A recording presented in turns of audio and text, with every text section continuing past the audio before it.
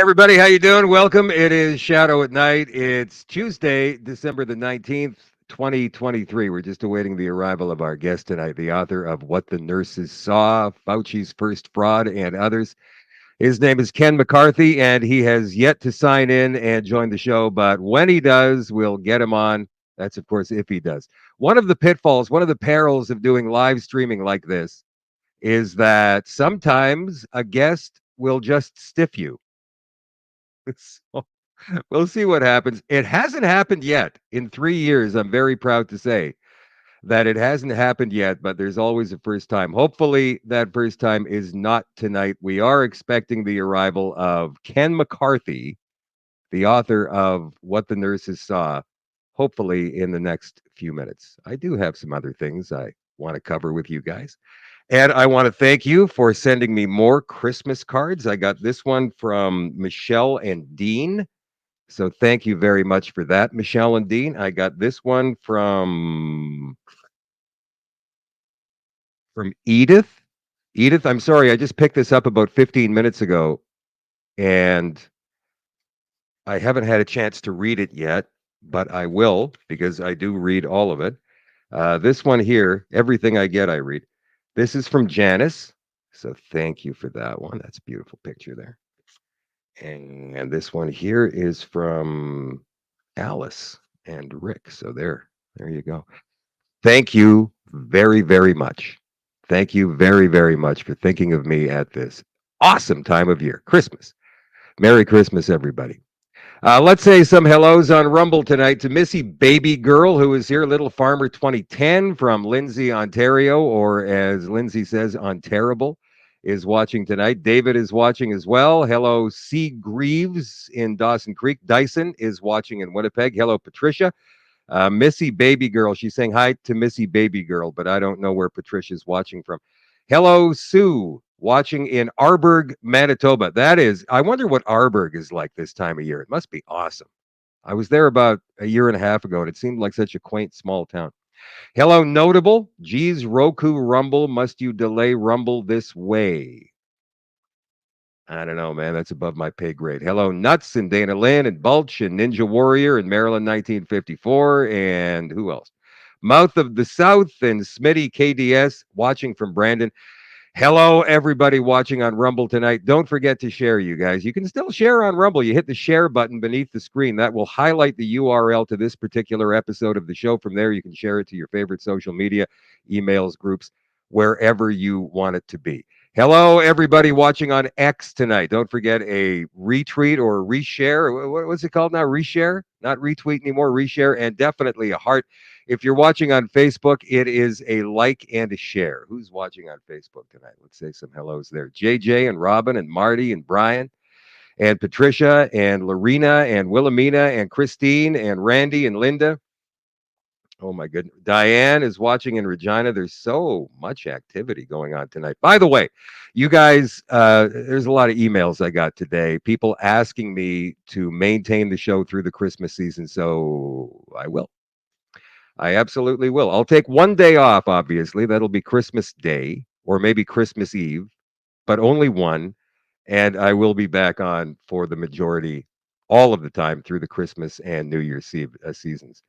Hello, Diana in Northern Ontario. Barb, Bob, Christine, Vicky, Lena, John, Tammy from south of Roblin. Dragon is here tonight watching on X. So let the games begin. But before we do, there's the book that hopefully we'll be talking tonight if our guest decides he wants to show up. The show is brought to you by Canada Nano Silver. CanadaNanoSilver.ca. By the way, there is some big news out of the United States today. It just dropped about 2 hours ago, and it's shocking. To me, it's absolutely blatant election interference, but you guys might think differently. CanadaNanoSilver.ca. It's time to treat your skin better than you have been. You've been buying lotions and creams from Shoppers Drug Mart and London Drugs, and you've been contributing to the worldwide cabal. What? We don't do that. We go for the goods, home style. CanadaNanoSilver.ca. You can get the silver gel now in a nano silver gel pump. Treat your skin to the natural and soothing effects of nano silver gel in an easy to use pump style. Apply it daily anywhere on the face and body to help soften, soothe, hydrate, promote natural healing. It quickly calms and cools the skin, providing relief that can last for hours. It is safe and can be used by infants and adults alike. There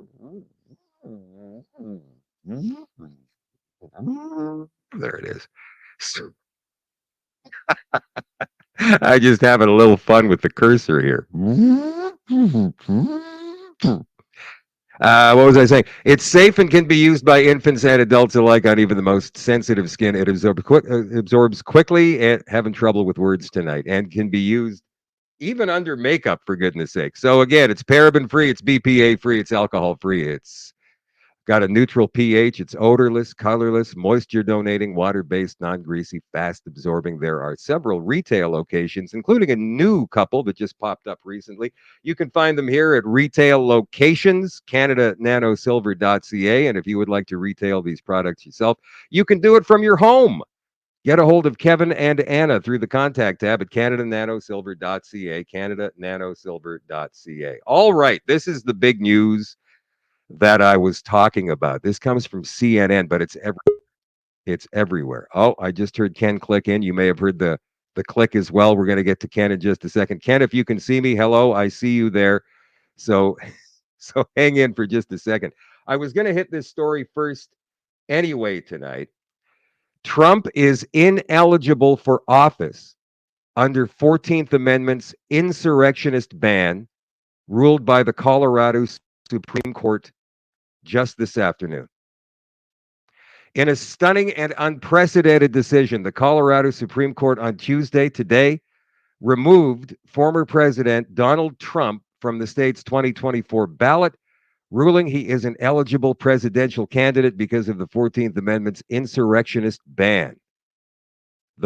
Oh, he hasn't been found guilty of anything. The 4-3 ruling will be placed on hold until January 4th, pending Trump's appeal to the U.S. Supreme Court, which could settle the matter for the nation. The state Supreme Court decision only applies to Colorado, but the historic ruling will roil the 2024 presidential campaign. Colorado election officials have said the matter needs to be settled by January 5th, which is the statutory deadline to set the list of candidates for the GOP primary, which is scheduled for March the 5th. Isn't that absolutely astounding that a Supreme Court of any state could go ahead and rule this without having any precedent for it? He has not been tried in court for this yet. He has not been found guilty of this yet, if he's ever found guilty.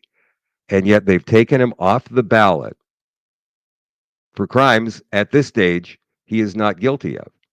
I find that absolutely astounding, and I find it to be election interference as well. Hello, Ken. How are you doing? Thanks for coming on the show tonight. Better late than never. So sorry. I got a new computer and had to set up some things before I could get on.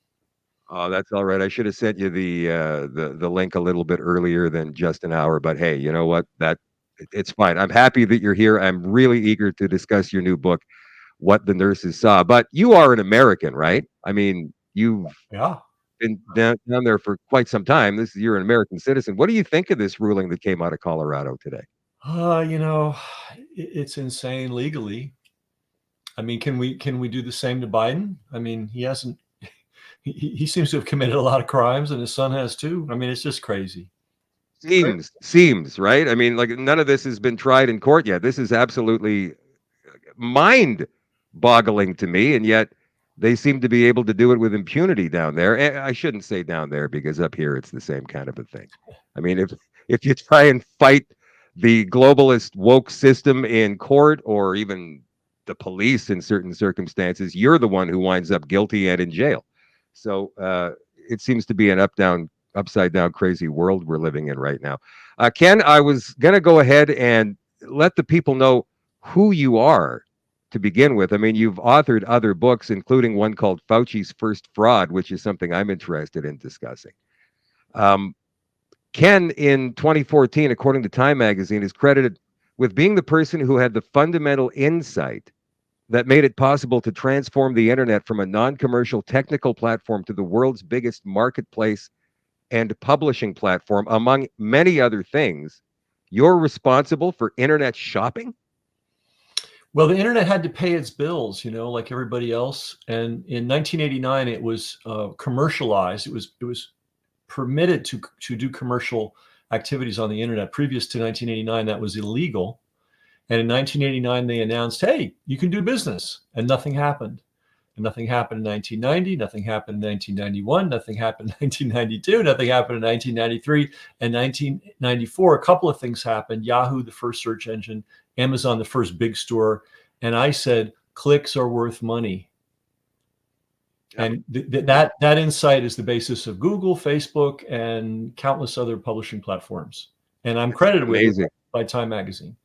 Yeah, that's our is that due credit? Did you actually do these things, or you just a random guy sitting there going, "Yeah, sure, I'll take the credit for that." In a way, it's a joke. It's like, did Columbus discover America? There were maybe some other people around, but I was an absolute pioneer. I mean, my student is the first person who sold banner ads in industrial strength quantities. The guy that I taught this model to, first person to sell banner ads. That was in 94. That set off a gold rush of websites. And in 1995, based on that hyperactivity that got kicked off in 94, you had the Netscape IPO. And based on that, the internet really was taken serious as a commercial medium. Before that, it was not. So did I do it single-handed? No. Would somebody else have come along and done it? Maybe. Would they have done it in time? Because let's remember something. Windows 95 was on its way, and Bill Gates had a plan to have his own Windows 95 style network. So everybody that would buy Windows 95, which is pretty much everybody, would have ended up on the private Bill Gates online world.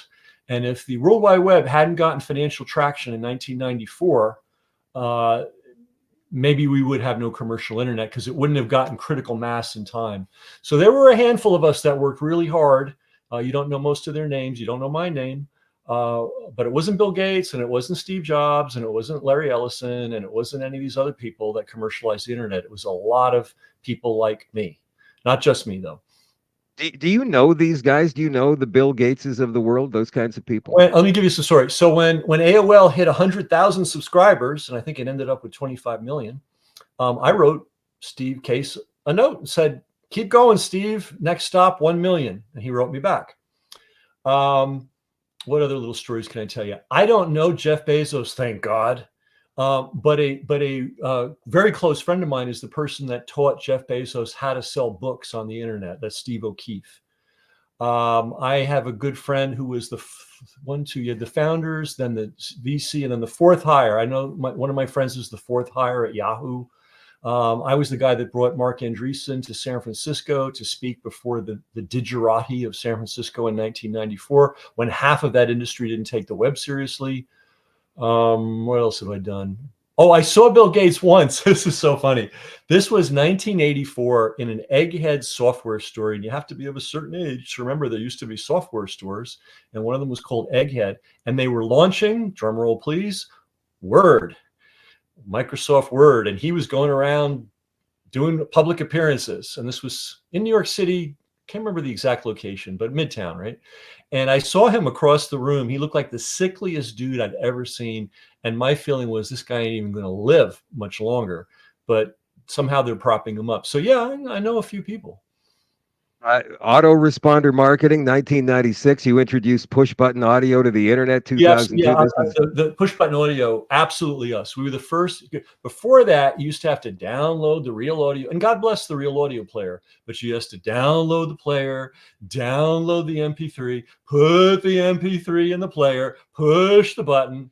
And a colleague of mine, who's student, Mike Stewart, he came to me and he said, "Ken, do you realize, that little flash player that they put video in?" I said, "Yeah." I said, he said to me, "Did you know if you put just audio in there, you get push button audio?" He had told 1 million people, nobody cared. I said, "Mike, you're in my next seminar. You're going to be on stage explaining this." That was the beginning of push button audio on the internet. Yeah, And we wouldn't have podcasting today without push button audio. For I don't think people imagine if somebody had to download a player, download the file of this interview, put every time. it wouldn't be happening. No, we wouldn't have anybody watching at all. But here's the thing: somebody else would have figured it out, but we figured it out first. Yeah. Well, congratulations on all that. With all of these accomplishments, these technical accomplishments that you've had, it sounds to me like you're the kind of a guy with your knowledge who should be involved with some pretty big players who are associated with the World Economic Forum. Instead, you have been writing books that reveal who these people are. For example, Fauci's first fraud. You have the artificial intelligence book out there as well, Q&A with artificial intelligence, what you absolutely need to know. And your latest, which is called What the Nurses Saw, which is available right now on Amazon. A lot of my viewers, Ken, are going, why is it available on Amazon? Why can't we just I pick it know. up in the local store? Oh! Uh, I'll tell you why. yeah. Well, I have firsthand experience with this problem. When Robert Kennedy's The Real Anthony Fauci book came out, which, by the way, I contributed to fairly significantly. I'm footnoted 28 times. And sort of the core of the book turned into the Fauci AIDS story. And the core of that part came from me. So I was very enthusiastic about marketing the book, and I did a lot of things. But one of the things I did locally was I went store to store in my region, which is the Mid Hudson Valley. Not a single independent bookstore would take it. Some of them weren't very nice about it. Some of them wouldn't even allow their customers to special order it. So I found that to be a heartbreaking situation. But when my heart's broken, I don't linger on it. I will not do any business with independent bookstores ever again. I don't like Amazon, but they sell my book. So what can I Yeah. do? And you got to get the message out there because the research behind this book is absolutely amazing. I've been covering this on this show for over 3 years now, this kind of thing, Ken. And 2 Christmases ago, I sat down with a guy who was admitted to a hospital here in Winnipeg, Canada. Sorry, he was in Regina at the time. This is a city about 6 hours to our west. And he told me he wasn't in for anything COVID related. It was something to do with his gallbladder, something internal. And he was there for 10 days. He fell asleep one day and he woke up on a vent. He didn't even know when it was and was not allowed to see any friends and family. And he didn't know why he was on a vent. He couldn't ask any questions because obviously that's a very invasive procedure. Eventually, his wife was able to get through to some of the nurses and one doctor on the floor, and they removed the vent. And they explained everything that had happened to him. You tested positive for COVID, you were having trouble breathing. But the one thing that he said to me that caught my attention more than anything else, it was never said, it was never uttered, never whispered, but he got the insane feeling that they were trying to kill him Mm-hmm. in hospital. Mm-hmm. Which is a complete and total 180 from everything that is supposed to happen to patients in the hospital. You're supposed to receive care. They're supposed to get you better, not try to kill you. Did you hear a lot of stories like that from the nurses that you spoke with I'll in tell you, researching this book? Shadoe, I've had a really interesting experience with this book. As you can see, it's not a superficial book, and I spent thousands of hours on it. And now that the book is coming out, I'm hearing stories like the one you just gave me that have a spin on it that I've never. I mean, I know these things like this happened all the time. This is the first time I heard somebody that went in with gallbladder surgery and ended up involuntarily on a vent. So, I mean, this is one story of, and that's what we're trying to calculate. Is this tens of thousands of people? Is it hundreds of thousands of people? It's a lot of people. Your story surprises me in that I never heard this particular twist before, but in the essence, doesn't surprise me at all. This was the way it was. Canada really is wild. I'll tell you that's one I haven't heard from the United States yet. You know, we also had a kid in Alberta who had been dying of brain cancer for about a year. And when he died, his death was listed COVID. Oh yeah. And the family freaked out because they knew that it wasn't a COVID death, even if he did test positive for it. The death was from brain cancer, but the nurse wrote down or wanted to write down on the death certificate that it was COVID. And the family freaked out and it went viral across the alternative media up here. And I'm just wondering what the motivation behind that would have been. I know in the United States that I think for every COVID case counted or for every vent that a patient was put on, there was a certain amount of dollars allocated to that hospital from the government or from Pfizer or indirectly through the government from Pfizer. I'm not sure how it worked up here, but you did speak to some of the Canadian frontline nurses as well, didn't you? Yeah, and the financial part's interesting. And I did speak with two Canadian frontline nurses, which I'm glad to have done. By the way, I made a really nice film about the Canadian truckers convoy that came out really early, March 2021, 40 minutes long. I also made another, I think it was a 10-minute film called something like The Brave Women of Canada, and it was focusing on all the women that were involved, including one of the leaders. So I was very, very active with that. I don't know the financial ins and outs of Canada. Um, I do know that in the United States, if you were willing to say that your family agree, not say, if you were willing to agree that your family member died of COVID, even when you know they died of something else, you got a burial allotment. I think it was $5,000. Might have been as much as 10. So I don't know if you had that in Canada. I honestly don't know the Canadian incentives. I do know the American incentive system pretty well. In fact, we have the last chapter in the book, in some ways is the most important one. I was a really good forensic accountant who knows the healthcare world and knows how to do Freedom of Information request acts. And they pieced together all the dollars and cents. You got paid, hospitals got paid if somebody tested positive, period. They got extra money if they hospitalized a positive case.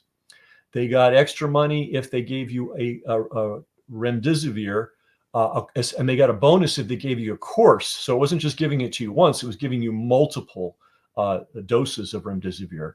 And there were some patients that were given multiple courses, right? And this is a drug that is known in its adverse reactions to create kidney and liver damage, right? You got another bonus if you put somebody on a vent. You got another bonus if you kept them on the vent for 96 hours or more. And let's talk a little bit, because you mentioned this fellow on the vent. Putting somebody on a vent is extremely invasive. And some people may think, well, it's just putting a little mask on your face and you get some oxygen. No, they call the thing they put down your throat into your lungs the garden hose. All right. It's not quite that big, but it's almost that big. They need to give you a ton of drugs in order to make that happen, because no one's going to let that happen voluntarily. They paralyze you with paralytics. They load you up with analgesics, including fentanyl, and then they just knock you out. It is like anesthesia. And then by the way, they keep you on these things. It's not like they give you a pill and you fall asleep and they put the pipe down. They hook you up intravenously with anywhere from 5 to 12 of the bags of these drugs. And one of the nurses' jobs is to go around and change the bags. And one of the things they were doing in the United States, possibly in Canada too, is since they were getting a bonus for remdesivir, they'd hang a remdesivir bag too and get the bonus for that, putting tremendous pressure on somebody's internal organs. I don't know if people remember, but in the early days, they were acting as if COVID did everything. You know, it was an inflammatory thing. It was a lung thing. Oh, and it destroyed your liver and kidneys too. No, They still do that with this long COVID nonsense, right? I mean, we had an article up here suggesting that people have been suffering with long COVID now for 4 years. Well, you know, there's a bunch of things there. If somebody had been on a vent at all, that is unbelievably debilitating. For instance, we probably have people listening on this call who have had surgery and had anesthesia. Sometimes it takes a long time to get the effects of anesthesia out of your system. And if somebody was on a vent for weeks or months, it's going to take they may never recover. You know, if their health was already a little shaky to begin with, they may never fully recover. Then there's the issue, and we don't really get too much into the vaccination thing in this book, though I've been a skeptic about vaccinations since the 90s. But the other thing we have to face is a lot of the people that are claiming long COVID got 2 shots, 10 boosters, and we all know what's happened to so many people that got those shots. You know, myocarditis, sudden heart attacks on the sports field, newscasters and politicians fainting in mid-sentence. So some of these people with long COVID may have a vaccine injury, or they may have gotten a remdesivir course or multiple, or they may have been on a vent, or they may have had poor health to begin with. You know, sometimes you can get a flu, and if your health was a little shaky to begin with, once the flu's over, it may take a while for you to get back on your feet. And of course, Absolutely. the treatment for long COVID in the United States is COVID booster shots, and sedatives to calm your nerves and help you with depression, or antidepressants. That's the So, treatment. can you tell us? And I don't want to give away the entire book. However, I think that would be impossible unless we had a 6-hour show here. You showed me how thick it is. Of a couple of instances of a couple of nurses who stood up through the madness. And the reason I ask that is the Canadian frontline nurses did a tour across the country up here in Canada a couple of years ago, and I went to the one here in Winnipeg, and I remember walking around the corner from it, and I had been to previous rallies before, and they weren't huge. I mean, there was 500 people, and so I was hoping there was going to be at least that number. And as I turned the corner walking towards this major hospital in the center of this city, there were thousands and thousands of people there. They were flooding into the streets. People, and this, again, this is over 2 years ago. Yeah. People were in support of these nurses. However, there were some nurses who came out from the building and were dead set against the Canadian frontline nurses speaking out at all, calling them wackadoo, they're crazy, they don't know what they're talking about. And it was difficult for me to believe because even back then we knew there was so much wrong with what was going on. But now, as you expose in the book, we know for absolutely certain. What did these nurses go through when it came to administering to a patient in the proper way? Well, let's start with Nicole Sorotek, and she was the first nurse that made it to the internet sphere with her testimony, and this was in May. She did a private talk to her friends and colleagues via what do they call it, Facebook Live, and she was one of the contract nurses working in New York City, which was, remember, that was the beachhead for COVID in North America.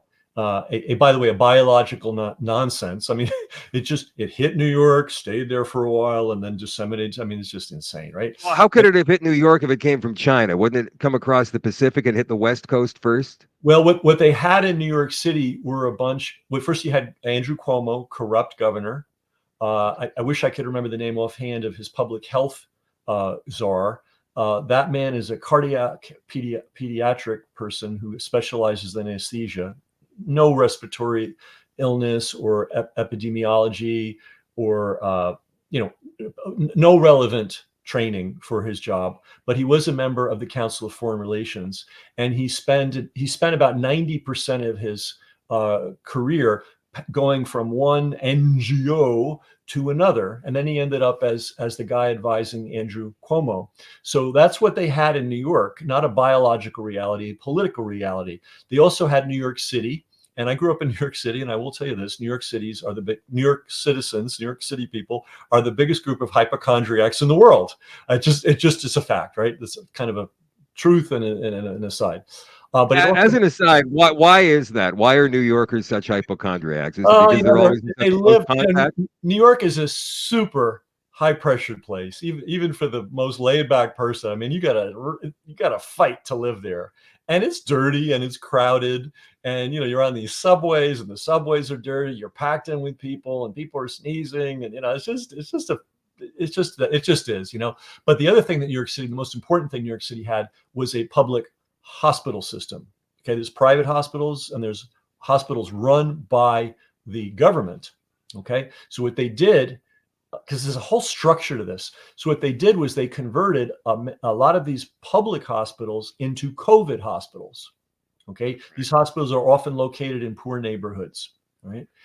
And then what they did was they went out and recruited nurses from all over the world, and typically, and probably people listening to this, especially in Canada, because it's a country of immigrants. You may be the best nurse in Yugoslavia, or the best nurse in Hungary, or the best doctor in Germany. When you move to Canada or the United States, you can't just practice medicine. You got to go through a whole barrier of obstacles, right? During COVID, they said, hey, anybody's in. Just, Bangladesh, I'm not putting Bangladesh down or anything, but Bangladesh, Nigeria, if you got an MD, you can work here. We're not even going to look into your background.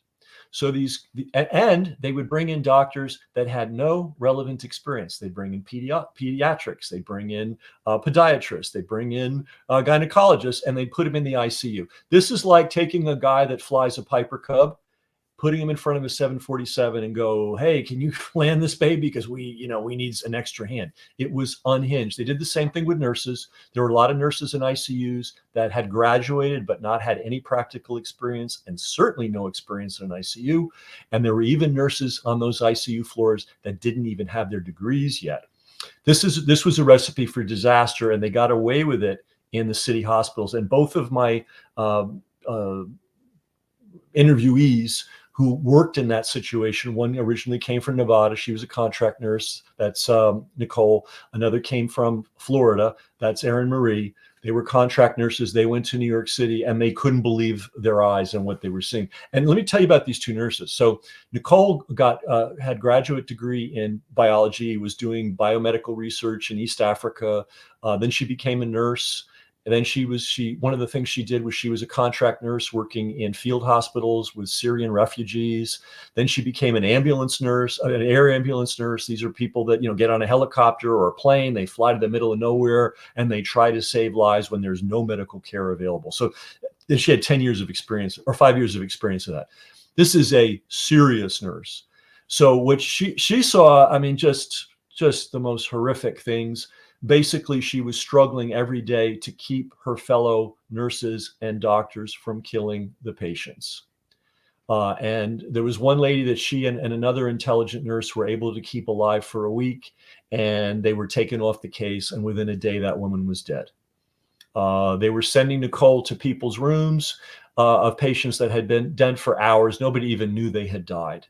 And finally, Nicole was told, okay, we want you to hang remdesivir bags on people. Now, initially, remember how this was set up. It was terrorism. It was a mental terror campaign, psychological terror campaign. The nurses didn't know what they were getting into, but they were willing to put themselves on the front line. They were told this thing had maximum transmission. They told it had maximum fatality. They were told there was no cure. And then they were told, hey, this remdesivir stuff is great. So what could they do?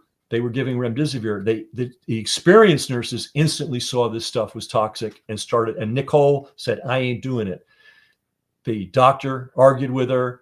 Then they brought the head nurse, argued with her. Then they brought the administrator who argued with her. And she said, I am not giving this patient remdesivir. It's injuring people. And this patient doesn't even need it. Right. So that's Nicole. Now,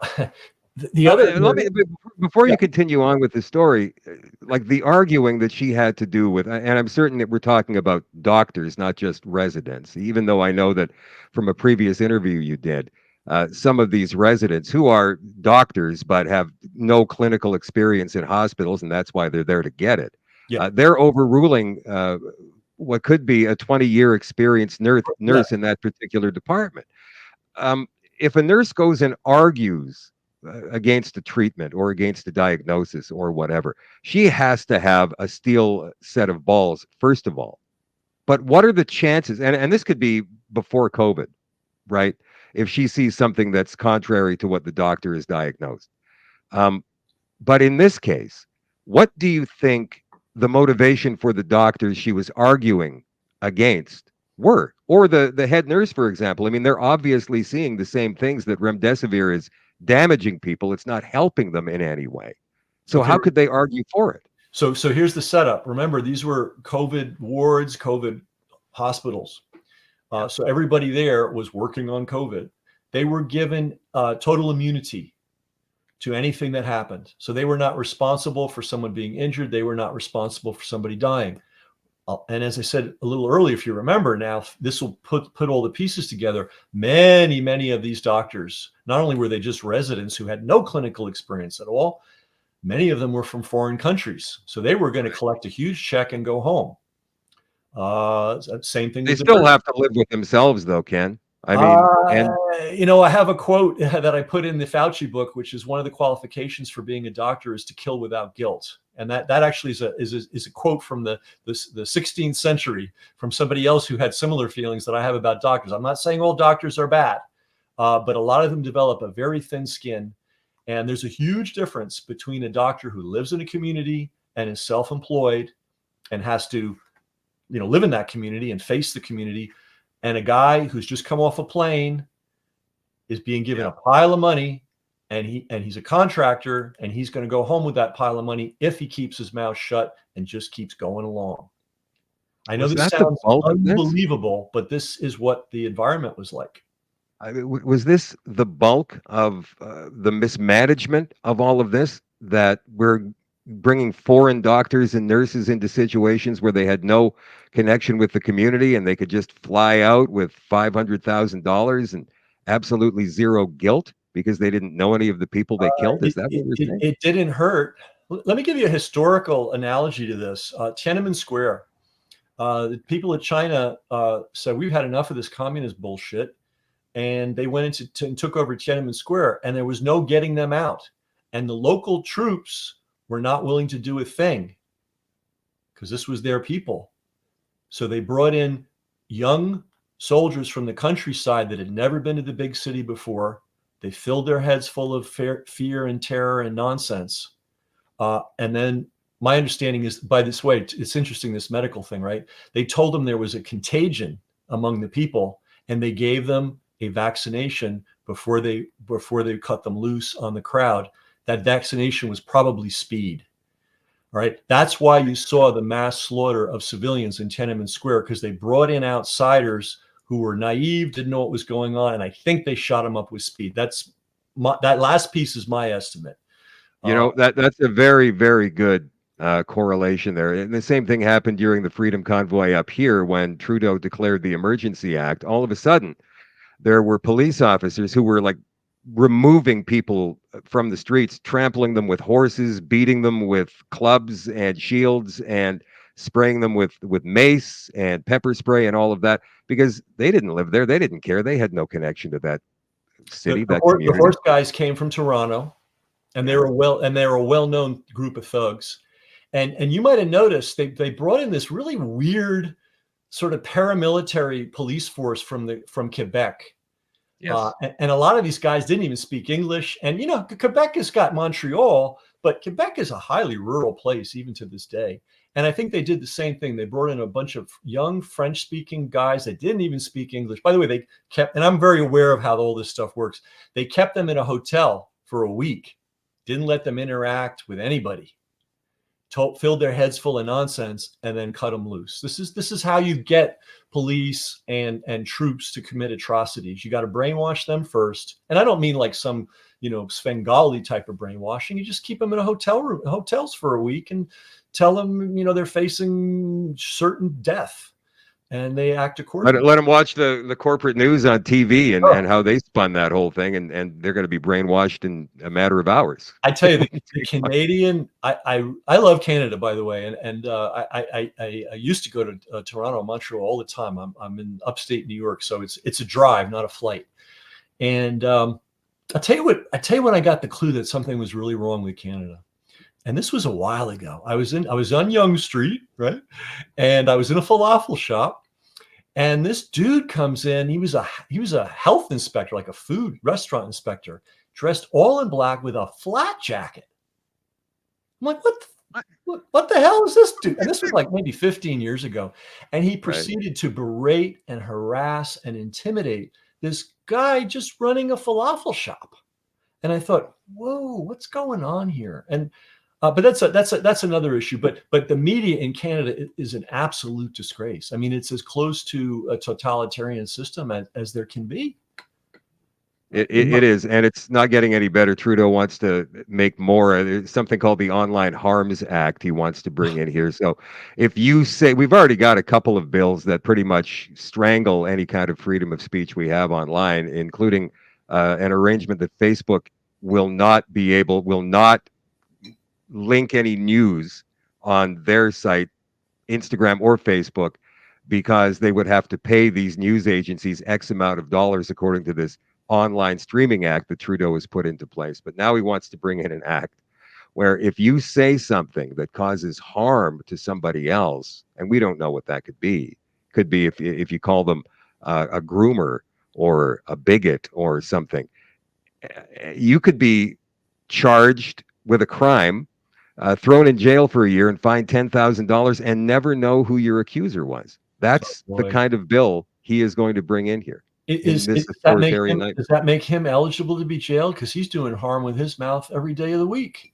every day, Yeah. But every single day. by the way, I'm glad you brought this up because it applies to the nurses. So not only did these, and I only mentioned two, but the pattern was always the same. Veteran nurses who really knew their business, who were horrified by what they were seeing, who did everything they could to stand up and stop it, and they were fired.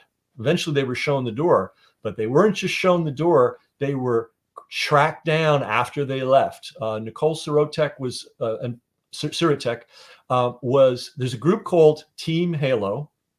They were endorsed by the UN Undersecretary of Communications. We have that in the book, and we have her video statement on our website. So this is not conspiracy theory. She was bragging about Team Halo and how the UN and TikTok got together to give special certification to the members of Team Halo, and they were allowed to do whatever they wanted. And one of the things they wanted to do was dox, which is give out the names and addresses, home addresses of nurses who were opposed to what was going on in the hospitals. And Nicole was harassed so severely, she's had to change her name. We still call her Nicole Sirotek, and she had to move because the threats that she was getting were not trivial, and to the point that people were showing up at her door. Now she lives super rural, so you got to go through an enormous effort to get to her door. You make a point of going. Yeah, right. Yeah, and the other thing that was going on was Team Halo would set up hit lists, and in addition to harassment, they would also file complaints against nurses and doctors' licenses. And you were talking about anonymous complaints.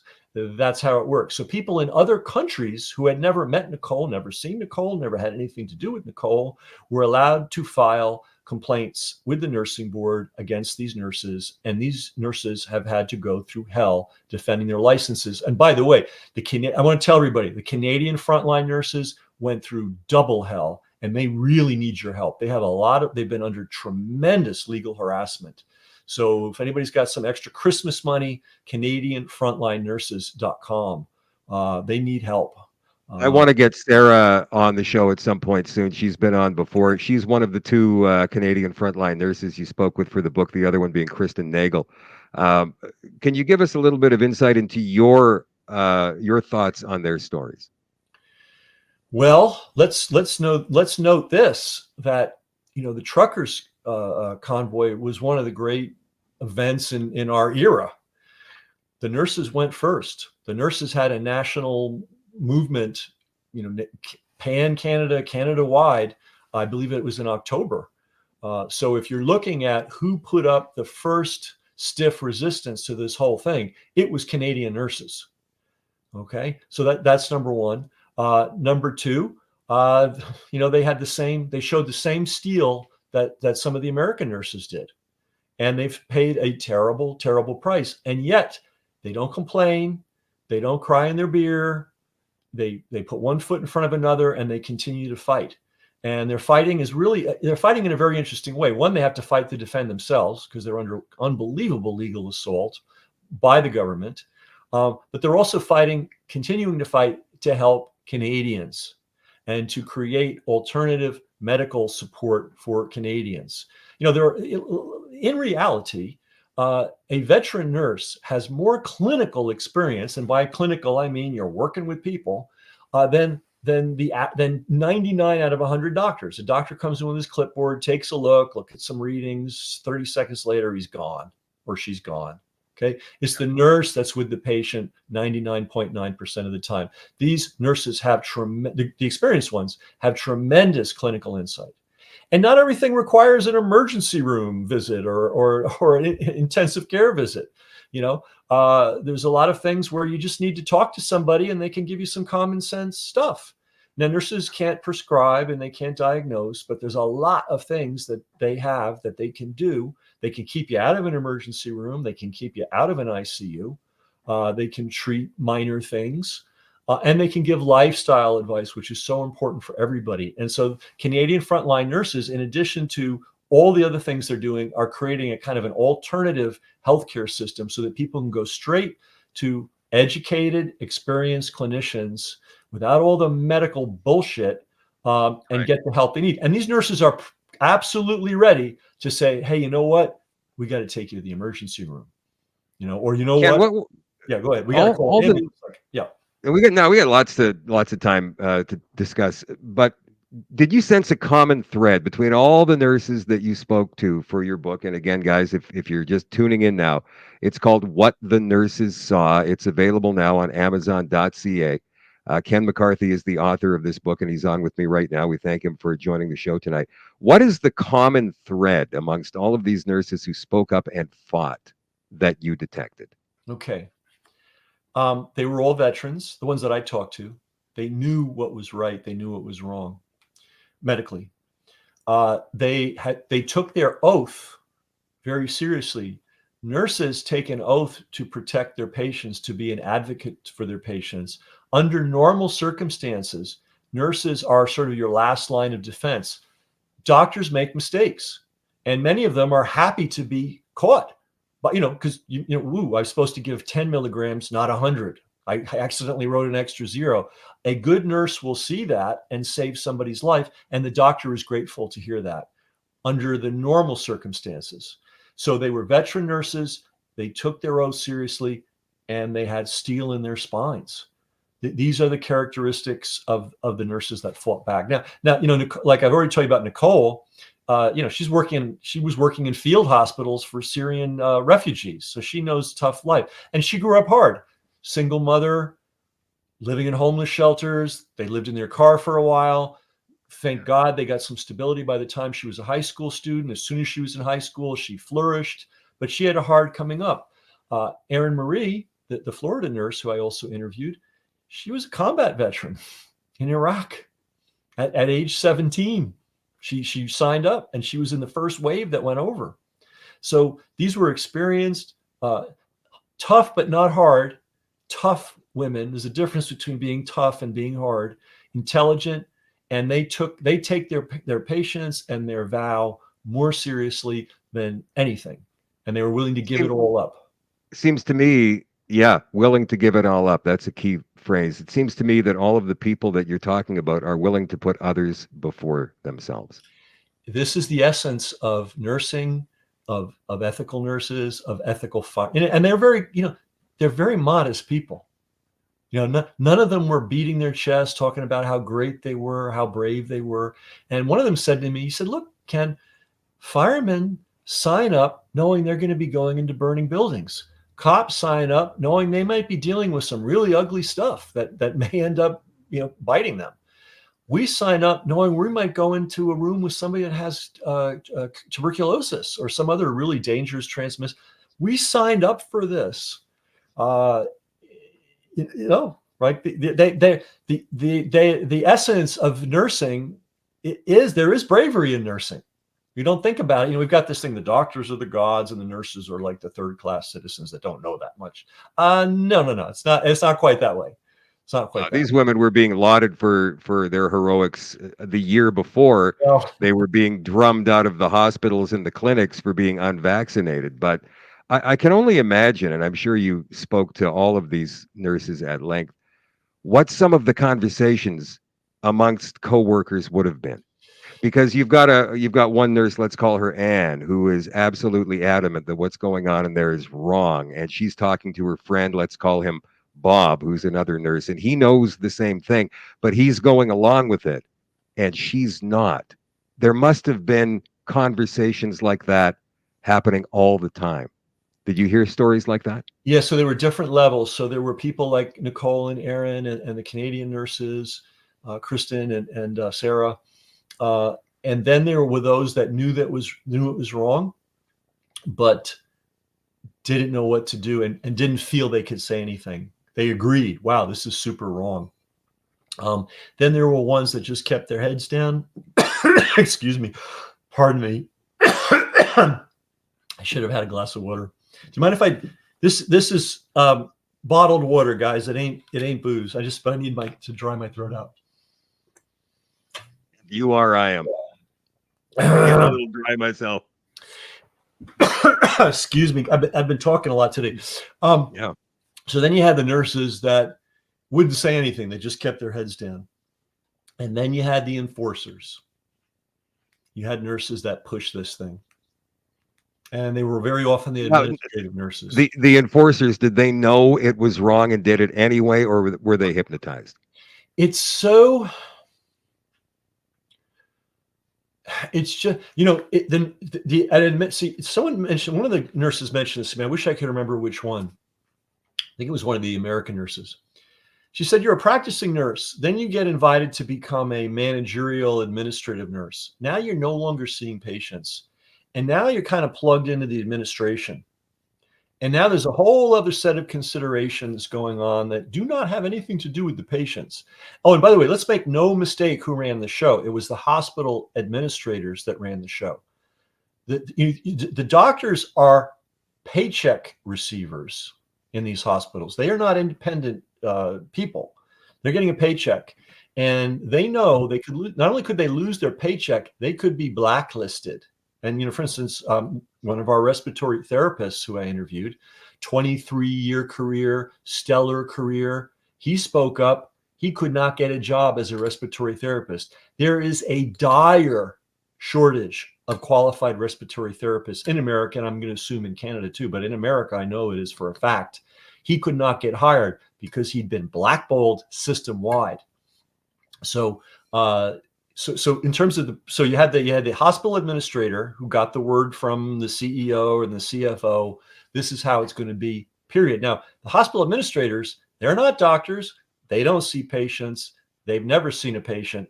Their whole thing is to run the hospital and make money and order people around. And the doctors dance to the tune of the hospital administrator. I've asked many people in the interviews, if the hospital administrator told everybody you must stand on your head, would people stand on their heads to keep their job? And I was told absolutely yes.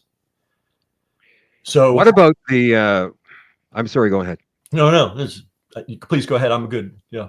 Um, at the beginning of all of this, we were seeing those TikTok dance videos that nurses and doctors were putting out, and we were being led to believe that the hospitals were busting at the seams with COVID patients, and there were COVID wards, and they had to open extra COVID wards because of overflow.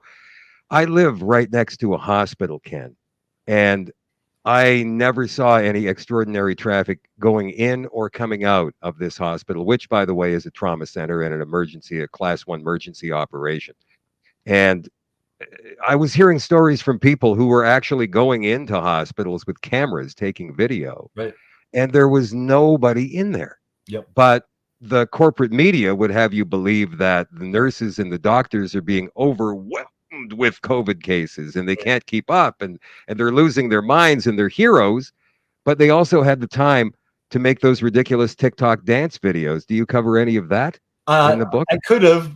This book is 491 pages, and it's You couldn't funny. have made it 530. Well, what's so funny is I'm writing this thing and I'm just churning stuff out. And at one point, the guy that produces the book for me, like puts it in the cover and lays it out. He goes, "Hey Ken, we're coming up on 500 pages. Do you want to keep going on this?"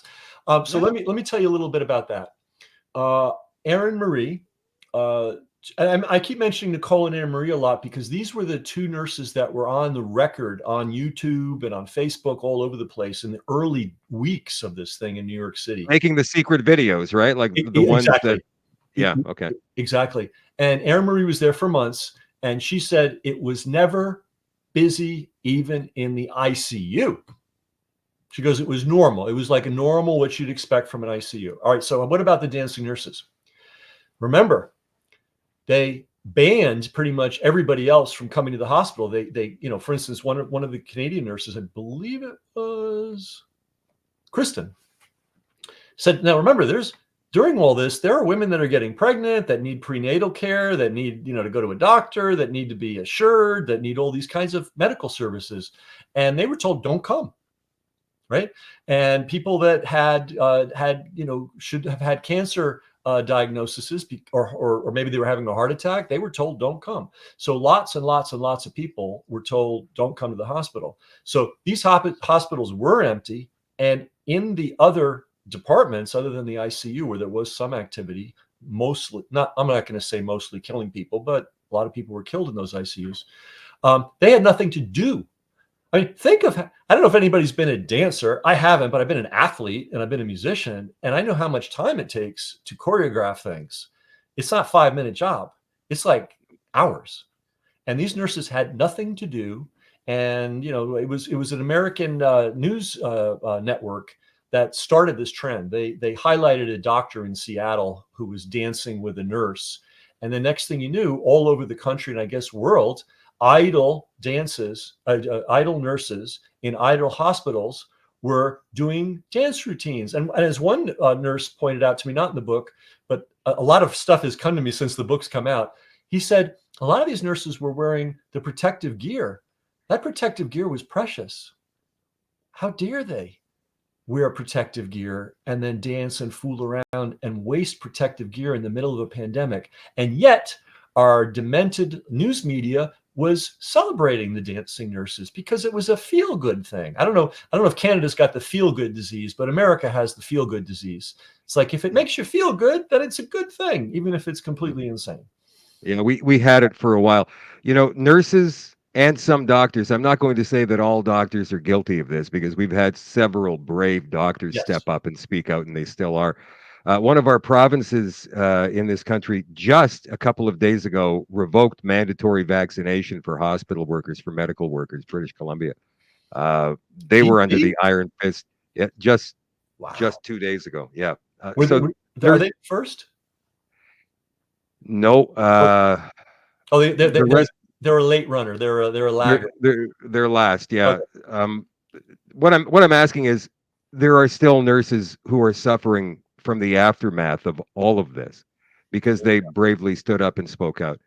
Um, do we see them going back to what they did before, or are they going to, as you pointed out earlier in our discussion, are they going to strike out on their own and develop clinics for people to go and Yeah. get medical care that way?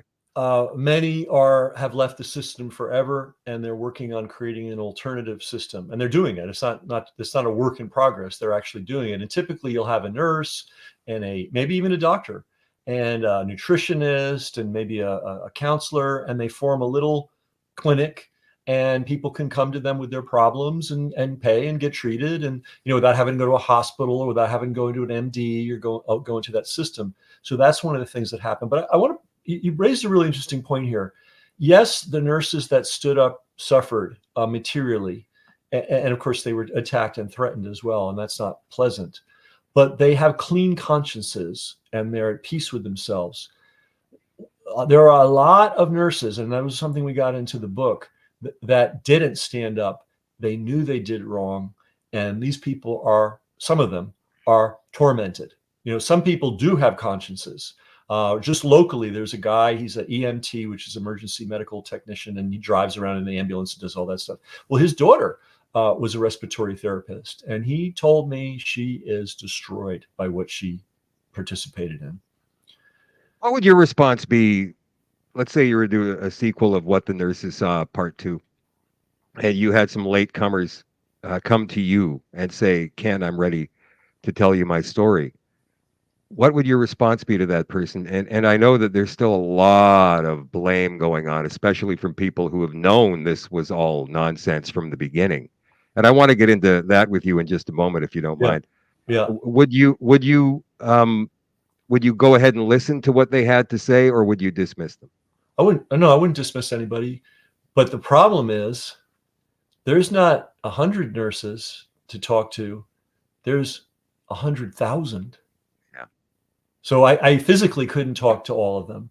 And we could talk about what the next step is going to be, maybe later, but the book, I'm probably maybe going to do some, for instance, I learned something really interesting from a California nurse, that when people came into the hospital and, you're checked in and they got the computer and they're typing all this stuff in, they had set, whoever ran the computer system, and this happened in a lot of hospitals, not just one, because a lot of these hospitals are owned by a group, right? And they control 10 hospitals or 20 hospitals. these computers were set to, if you were coming in with a medical problem, a serious medical problem, respiratory, they would intake you as a non-vaccinated. And there was no way to distinguish in the computer system between vaccinated and unvaccinated. So everybody coming in, whether they were vaccinated or not, was called unvaccinated. And if everybody, I don't know if they had this in Canada, but we had Joe Biden and all these other criminals saying, this is a epidemic, a pandemic of the unvaccinated. No, they were deliberately and falsely saying that people who were vaccinated weren't getting the disease. And one of the people that I talked to said clearly, at least 50 to 60% of the people who were very sick from the annual respiratory disease that was going around were vaccinated. So there's so many dimensions to this fraud. I may start, I have a channel called brasscheck.com, and I may do some additional, and we cover everything. We don't just cover COVID. 1997, another first. I hate to be having to be the first guy and everything, but possibly the very first news blog in 1997 was my blog devoted to an election fraud that took place in San Francisco. So I've had this channel since 97, and I may do additional interviews with nurses. But the thing we have to do now, there's a second element to this. Maybe I'll get into it now if it's okay. Sure. Go ahead. You write a book and you do a lot of research, and then the book comes out, and then your education really begins, because the book becomes a beacon and people start coming to you with stories. The families of the people who were murdered. There's a lot. And, we tried to estimate in the book how many people died as a result of hospital treatment. And we started with one simple equation. Over 1 million people were reported to have died of COVID in the United States. Now, we know how much fraud there was. We know how many people had brain cancer and they attributed it to COVID. We know how many people died with COVID, but not of COVID. Right. But we don't know how many people died as a result of so-called medical treatment. But we know this: 1 million, I'm using very rough numbers, but 1 million plus died reportedly of COVID. Over 90% of those people died in hospital. Right? So that means 900,000 people are up for grabs. If we could get the numbers on how many people were given remdesivir and what percentage of those people died of organ failure, that would give us an indication of how many people were killed by the treatment, by the hospital. If we could get the number of how many people were intubated and put on a vent and died as a result of being on a vent, because vents kill. It's a very intrusive medical procedure. What is it? 90% of people who are on the vent never come off, right? Well, it depends. Typically, first of all, you only put somebody on a vent. Okay, here's why you put somebody on a vent. We have lungs. The lungs are like sort of like spongy, and air comes in, and the lungs somehow know what oxygen is, and they bring it in and they distribute it through the body. That's why we're alive, right? But it's not the lungs that breathe. It's this muscle called the diaphragm, right? The diaphragm goes down, it allows air to come in. The diaphragm comes up, it expels the air. It's a muscle. And if that muscle stops working, you will be dead in a few minutes. So if somebody's been in a serious accident or had some kind of really catastrophic medical event and their diaphragm is not working, that's when you vent a person. You don't put a person on a vent because they have a cold or because they have a fever or because they have a respiratory problem. Okay. And the reason you don't do it is it's highly intrusive, invasive, and people do die on vents because you're sticking the equivalent of a garden hose down their throat. You're sticking another tube into their stomach so that you can feed them. Sometimes mistakes happen and you kill somebody in the process of venting them, which happened quite a bit in the hospitals where you had unqualified people in the ICUs. So that's a dangerous thing. You're also keeping the person in a state of suspended animation, anesthetized essentially, with paralytics so their body can't move, with analgesics so they don't feel the intense pain, and you knock them out. And they're on these drugs for day after day after day. What are they eating? They're eating, powdered sugar, coming through a tube into their stomach. You do that for enough days or weeks, and certain people are going to become diabetic. They're going to have insulin problems, right? And how about Hydration. Are they getting, there's 8 glasses of water or whatever it's supposed to get a day? The only liquids they're getting are coming from the drip that contains the drugs. And of course, the drugs are very powerful, putting strain on their liver, putting strain on their kidneys, putting strain on their entire system. So in normal circumstances, if you have to vent somebody within 24 hours, you do a test to see if they're strong enough to take them off the vent. During the reign of COVID, which by the way it's still on, all this entire system I'm describing is still in existence. I kind of describe it as if it occurred in the past because I'm recording what happened, but the system is 100% intact. We're not getting as many people killed because we don't have as many COVID cases. But I'm telling you, the next virus that comes around, they could just fire up this machine and have a whole nother bunch of people going through this meat grinder and killing them. So going back to the think, yeah, Ken, I'm sorry. Do you think that we're ever going to get to the bottom of all of this? We better. And that's maybe the second phase that maybe it's time to talk about the second phase. The families that lost people. A lot of people don't know why their family member died. Or they're so grief-stricken or so traumatized, they can't even look at it. But a lot of families do know.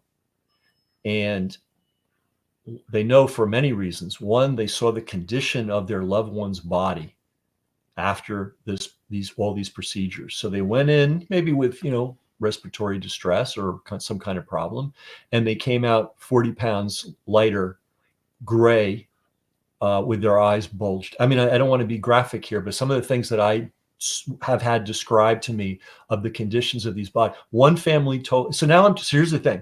So I've been talking with the nurses. We got the nurses in the book here, just for everybody knows, here's the book. It's a real book. Okay. Step 2 is now we're going to talk to the victims' families. And by the way, we have people that were put into this meat grinder that against all odds survived, and they're out, and some of them are very sick from what was done to them, and they're talking too. So it's long COVID, Ken. Don't you know that? It's long COVID. Yeah, I mean, they've been suffering from this for 4 years now. It's crazy, this virus. It does everything. It still does everything. Something we talked about. Why were you so motivated for this? And I don't think it's for the money. I think that you're pretty much set up. This has cost me a literal fortune. So yeah, not for the money. Yeah. What is it? I mean, you wrote about Fauci and his fraud, and I think that book probably refers to the AIDS issues of the 1980s. That they worked this system out of killing people in the dark in the 1980s. It's a long story, and a lot of people can't relate to AIDS because they're like, well, I don't know anybody that had AIDS, and I don't do anything that would lead to me to have AIDS, so it's not my issue. But what you have to understand, the COVID playbook was designed in the 1980s, and I think accidentally, and they like, wow, this really works. This is great. We get rich and we kill a bunch of people. And I don't know if their goal is to kill people. That's a whole. We could get into that. What is the we know what the financial game was, keep the pharmaceutical companies rich, keep the hospitals rich. We understand that game. Is there another game on top of it, which maybe if we have time, we can talk about that. But we've got time, brother. I mean, like everybody watching right now and anybody who is going to watch this in the next couple of days, probably numbering in the 20,000 area, are all fully aware of the global agenda that's going on right now and the depopulation part of it. So if that's something you want to discuss, I'm game. Well, there's always, like I was saying before, there's always layers on layers. So there's let's say there's the corrupt cops, the corrupt police management. And oh my God, there's Ontario, that horrific, horrible human being that used to be chief of police of Toronto, and now he's head of security for Ontario. I can't think of his name. I wish I could think of his name to call him out. But I mean, these are some of the most horrifically corrupt human beings that ever lived, right? Yeah, so you have that level, and then you have the street cop, and if they handle the strings correctly, as they did during the trucker strike, they bring in a truck. I call it a strike, but it was a convoy. If they bring in cops from outside of Ottawa and fill their heads full of nonsense, They can get people to do all kinds of stuff, right? But it's the guys at the higher level know it's a lie, and they're doing it. Why? Well, they're doing it for, to score political points. So we know we know that at the federal government level in the United States, a bunch of people sat around a conference table with a whiteboard and figured this whole system out, because it was consistent throughout the entire medical system. So one thing I didn't mention is, if you came into a US hospital and you were diagnosed with COVID and they were treating you, they wouldn't give you even ibuprofen, Advil, right? This is unheard of in the history of medicine. Anybody that has an inflammation of any kind is given an anti-inflammatory.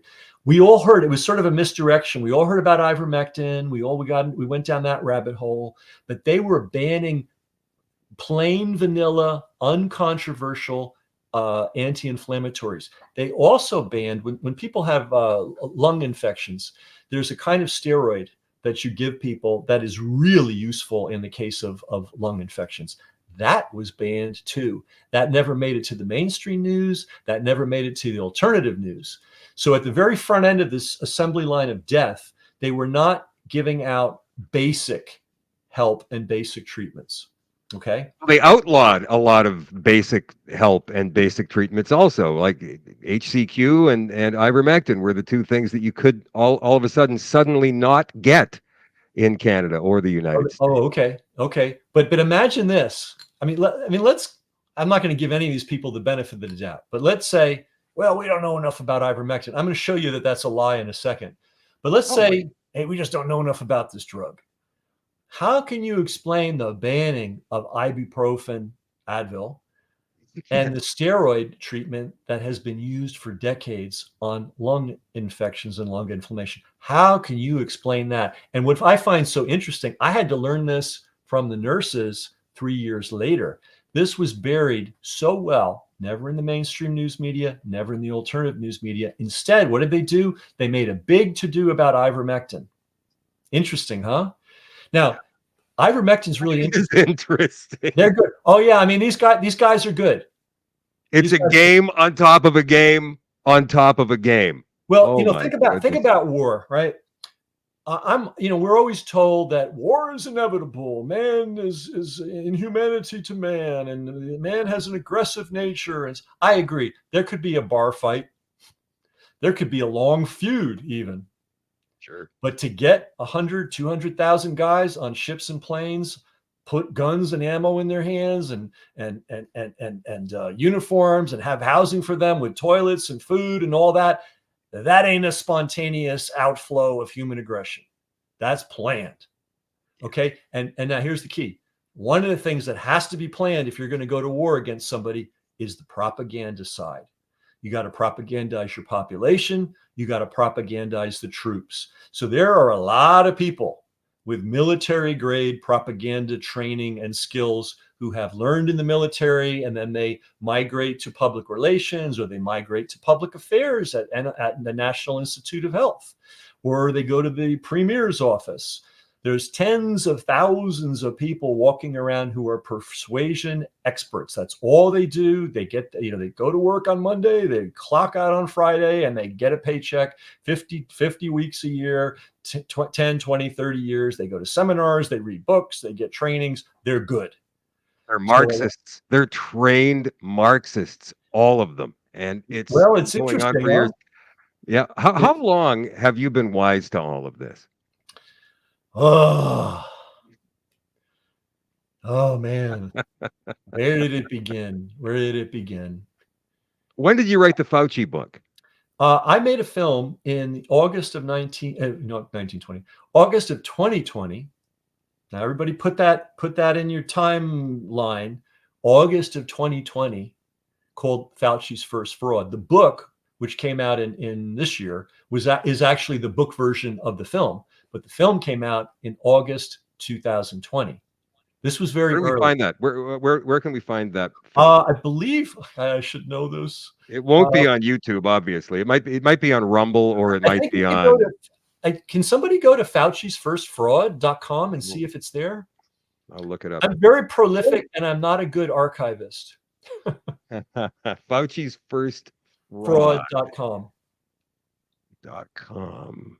It's on Roku, I believe, Really? and it's yeah, which is, Wow, somebody did that right. affiliated with Rumble, and it's on SoundCloud and audio. Wow. This It is is great. it looks like it's on YouTube. People right now, the ones watch you guys watching this right now, you're gonna be going to this and watching right after, I'm sure. It's on Rumble. Yeah, it's everywhere. You guys can find this everywhere. Fauci's first fraud. I Go wish ahead. my That's I wish my I have a Canadian assistant. I'm very lucky to have a Canadian educated person Paul? working with me. Paul Morrison. Yeah, Oh, he's a good guy. I don't want to out him. I'm afraid. No, I worry about the. I'm not going to say where he lives because I believe there's a lot of people named Paul Morrison in Canada, so we don't have there's to. millions. Yeah, good. So he's safe. But if he were there, he would. Oh, yes, yes, yes, yes, yes. You can go if you go to Fauci'sFirstFraud.com. It's a website. The film is right there. Fauci'sFirstFraud.com. You We guys have to go also watch this. did. I'm gonna go watch it. We also did. Oh my goodness. I wish I could give you my Canadian. I made two beautiful films about the Canada truckers action. What are Um, they called? I know. I wish I could remember.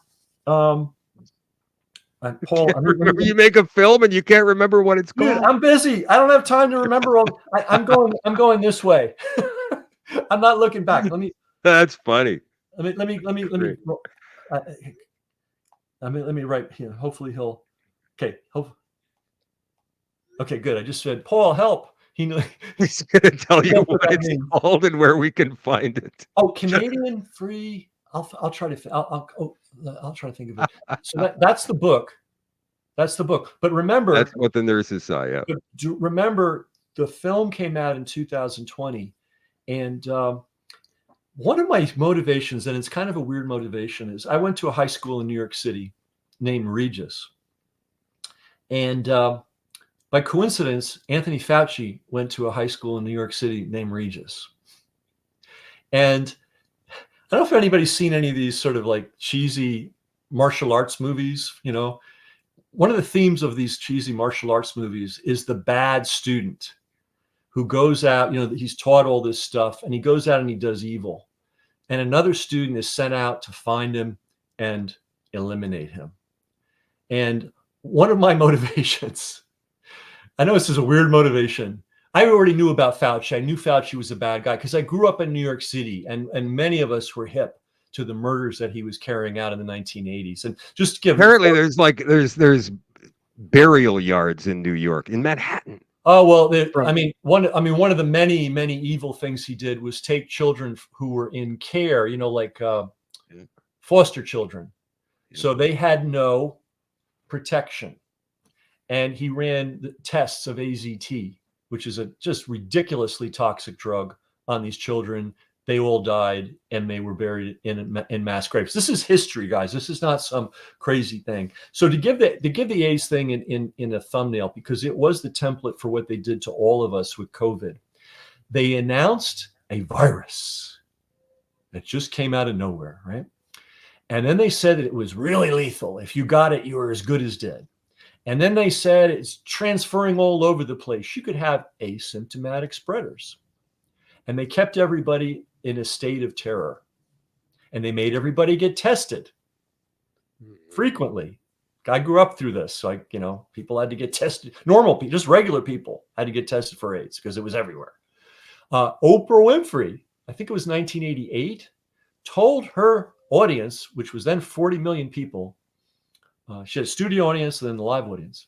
She said to them, by 1990, 20% of you are going to be dead of AIDS. I wish I could find the clip, but I know she said it because it's been reported by so many different people.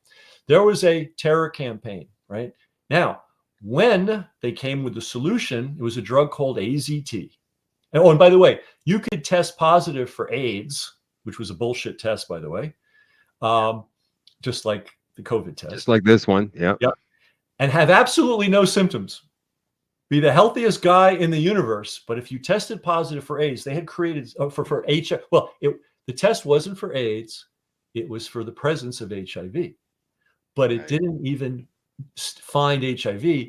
it found the presence of genetic material, fragmentary genetic material that may or may not indicate the one-time presence of the HIV virus.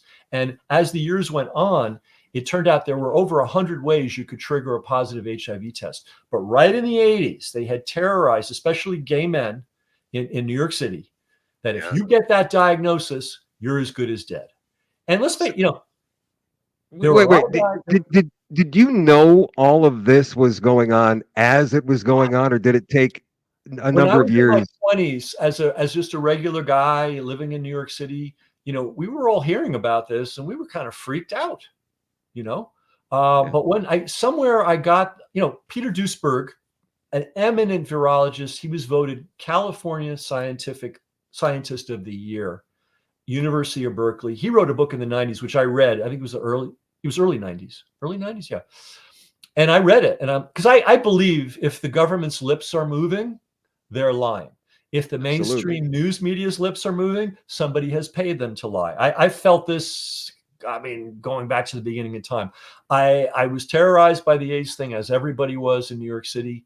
I didn't know what was going on, but then I read the Duisberg book, and then I heard a lot. There was a guy named Gary Knoll that used to do a lot of programs, revealing what a fraud it was. There was Celia Farber, who wrote a lot of books. So I knew, I had in the back of my mind that AIDS was a fraud, but I didn't know the details. So as soon as COVID started, I went really deep into the story.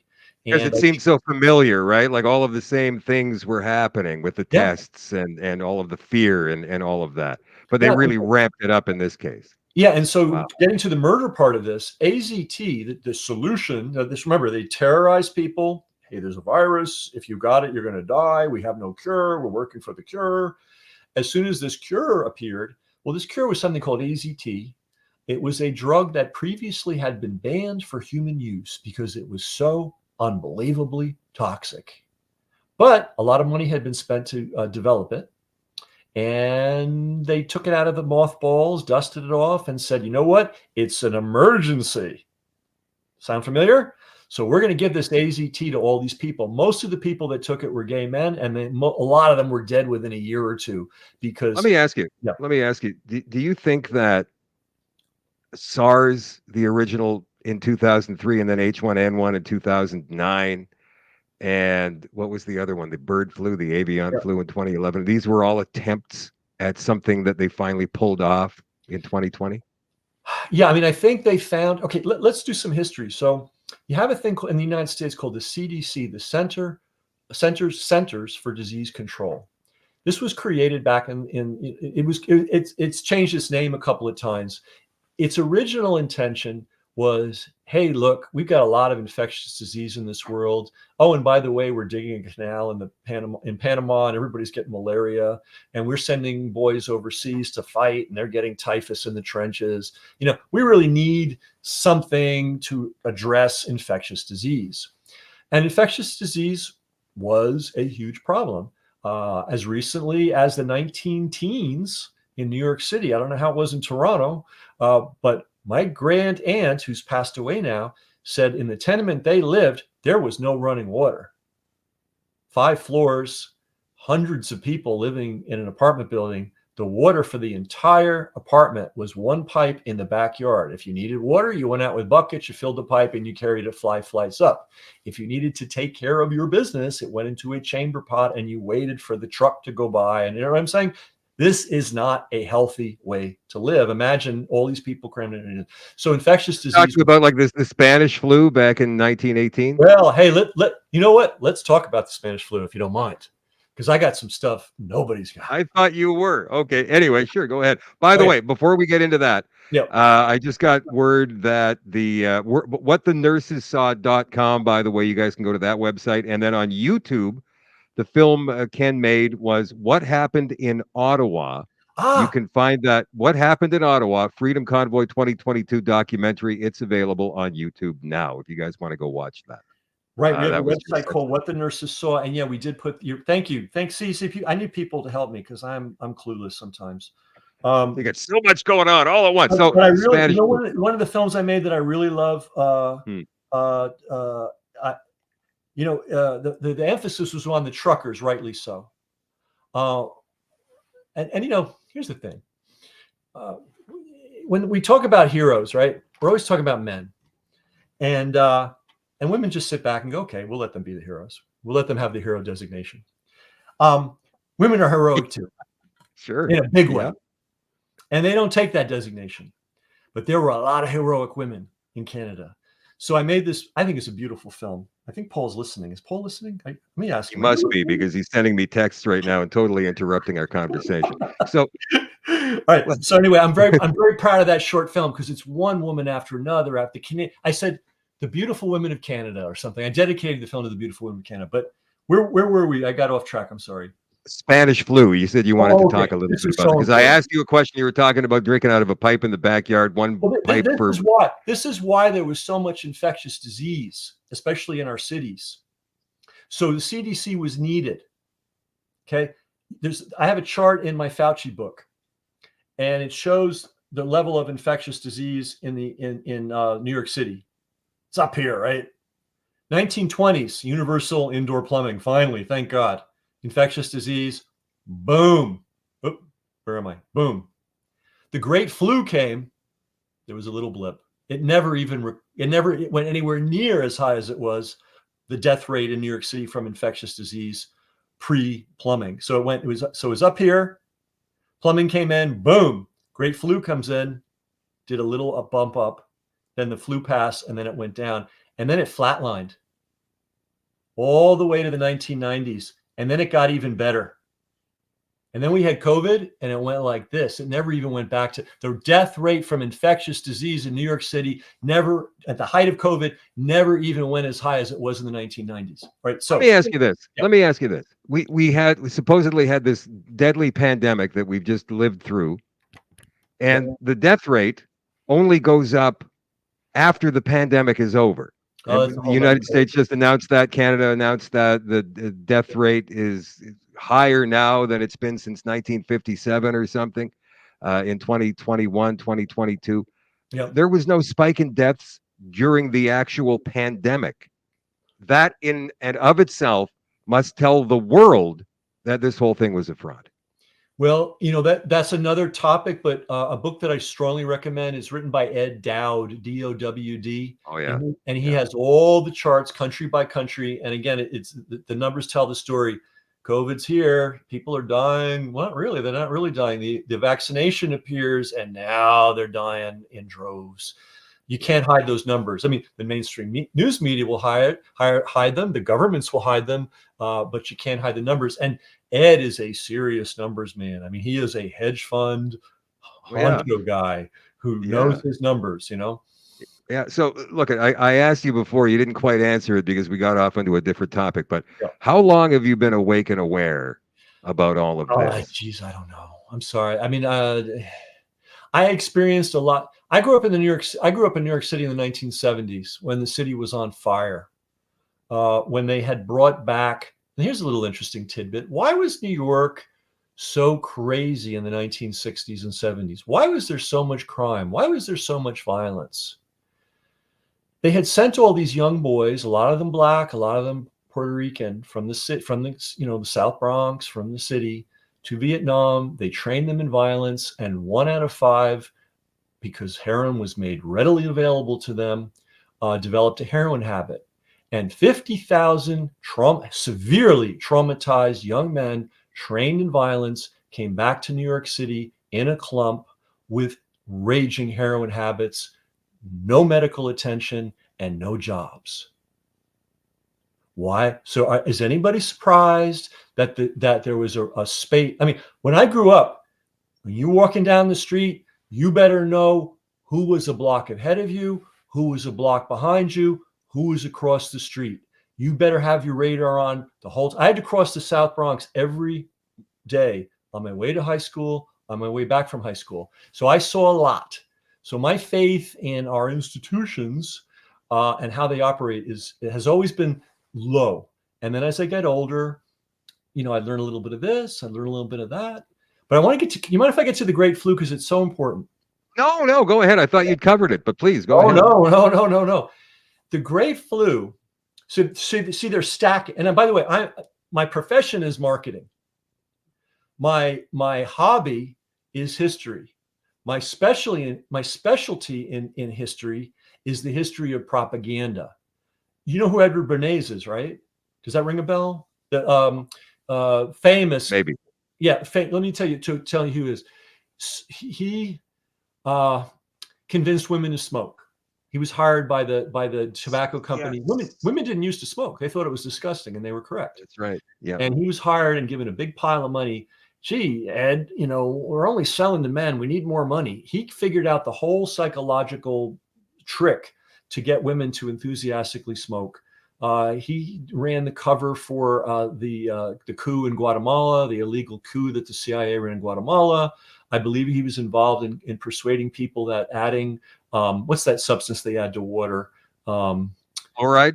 Fluoride. Yeah, yeah. Yeah. There's a funny thing about fluoride. Let me just throw this out real quick. Some scientists sued a local water system and said, "You want to put fluoride in? We're good with that, but we want pharmaceutical grade fluoride put in this water." The difference They didn't want being that. They wanted the industrial waste product put in the water. Okay, so let's go to the Great Flu. So they're layering things on. I've already talked about how they built COVID off the AIDS model, but there was an earlier model, which was the Great Flu. Great Flu, respiratory problems, people dying, and so on. Nobody really paid very close attention to the Great Flu when it was happening. They weren't doing autopsies. They weren't doing scientific studies. Even Fauci himself admits most of the people who died of the Great Flu died of bacterial infections, which is not, that's something that happens, from their masks, right? Well, they were wearing the cloth masks back then. Some people wore masks, some people didn't. They closed movie theaters, they closed a few things. But here's the key. They really didn't do any science at the time. A couple of years later, when all the smoke had cleared, somebody tried to go through the records and try to do a back of the envelope estimate as to how many people died. And this person came up with 20 million. It was an educated guess. This is 20 million globally. Now, remember, this was World War I. Okay, a couple of things were happening in World War I. In the United States, and probably in Canada too, the United States did not have a standing army going into World War I initially. They had like 5 guys, a mule, and a cannon. I mean, literally, it was they had nothing. So they had the biggest mobilization in the history of the United States. They brought in millions of young men, right? And they took them off the farms and off the small villages, and they put them into these military camps, and they put them under rapid training. One of these military camps was in the middle of Kansas. What province are you in? Manitoba. Okay, you know what the winters are like in Manitoba, right? No idea. You don't know. Well, it's freezing. Yeah, okay, usually. Kansas is the same. These guys were living in tents in the middle of the winter, eating crap, stressed out, removed from their family homes. And would you be surprised that some of them got sick? Okay, not surprising. The other thing that happened during the Great War is they had no doctors in the army. They certainly didn't have enough doctors to handle the million plus guys they had just inducted. So they pulled all the strong hands out of the hospitals and all the nurses, all the doctors, all the good doctors, all the nurses, and all the hospitals in America were left with a skeletal staff. Okay, hospitals are a train wreck under the best of circumstances. Now you have very weak hospitals. The other thing that happened is they were deathly afraid of typhus, because typhus was killing more people in the trenches than bullets. Bullets were killing a lot of people, but typhus was killing more. So this is history, guys. The Rockefeller Institute and the Pentagon, this was called the Rockefeller Institute in those days, and the Pentagon got together to do, drum roll please, a rapid vaccine development for typhus. And they made all these young guys roll up their arms and get the shot. The original outbreak of the Great Flu was in the Kansas, this huge training camp in Kansas. And they said, I find interesting that you talk about this and you hear all of these historians talk about things from the past, and it's always the same family names that come up. It's interesting. Don't you find that interesting? It's interesting. I mean, people don't realize how rich the Rockefeller complex was. And by the complex, I mean Rockefeller himself and also his lieutenants. I saw a really interesting diagram, and it did relative wealth, right? It adjusted for inflation. And it had John D. Rockefeller. He was a circle this big. and Flagler, who was one of his lieutenants, a circle this big. And then it showed the Waltons of Walmart. It was a circle this big. It showed Bill Gates. It was a circle this big, right? Those guys had an insane amount of money at a time when the world was pretty unsophisticated, and everything at a government level was for sale, and they bought everything. So the deaths from the Great Flu started in two places: in military camps and on the troop ships on the way to Europe. What was the last thing they got before they were put on the ships? The vaccine. But it gets even better. There was a drastic food shortage in Europe. There was even food shortages in the United States and probably Canada too. And we have these old vintage posters, saying, save your bread, or grow a garden, or, don't waste food. The guys overseas need it, because, we can't relate to food shortages anymore, because somehow we licked that, at least in North America. Well, maybe not soon, but well, anyway. Yeah, right. Coming to a theater. They're working on it. Yeah, coming to a theater near you, right? But Europe had serious food shortage. How serious was it? In Germany alone, there were 300 reported major food riots. Now, I don't know how old you are. I'm 64. How many food riots do you remember in a developed country in your entire life? Zero. Yeah. Germany had, things were so bad in Germany, people were so hungry in Germany that there were 300 recorded food riots. That doesn't include the minor ones. So transfer that to France, Belgium, the Netherlands. So people were hungry. The four horsemen of the apocalypse: war, famine, pestilence. It's a sequence. Right. You have the war, it disrupts everything. Now you have people going hungry because all the production, all the distribution, and once people are hungry and stressed out, so do you think maybe the increased death rate during World War I might have had something to do with something other than the virus? But it gets even better. So the 1920s, some guy, pulled some random pieces of paper together from the very poor records they kept and said, I think 20 million people died. Then the story went radio silent. That number was kept for the 30s, the 40s, the 50s, the 60s, the 70s. And then the CDC now is no longer needed, because infectious disease still happens, but it's, we don't have the same ravaging infectious disease. They were on their way out. They were very close to being defunded, if not eliminated entirely. So they needed infectious diseases. They needed viruses.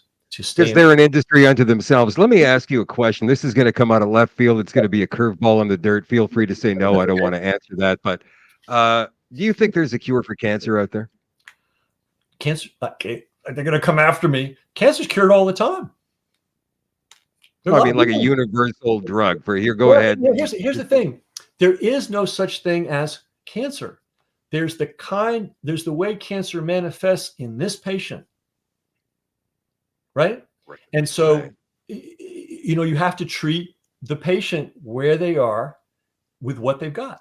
So there is a lot of talk now about, it's scary, Pfizer wants to create a cancer vaccine. So everybody will have to roll up their sleeves to get this vaccine so they don't get cancer. I would suggest that you eat healthy, make sure you get fresh air, keep stress to a minimum, and do everything you can not to wear your body out to the point that you are vulnerable to cancer or any other disease before you roll up your sleeve for a cancer vaccine from Pfizer. But I want to go back to, if I go back to the great, it's because this is such an important story and nobody knows it. Sorry, go ahead. So we think 20 million people died. Now it's 1980. CDC's worried for the future of its life. So they start funding studies of the Great Flu. And this topic that nobody had talked about from 1920 to 1980, 60 years, suddenly became a cottage industry. Papers, books, conferences.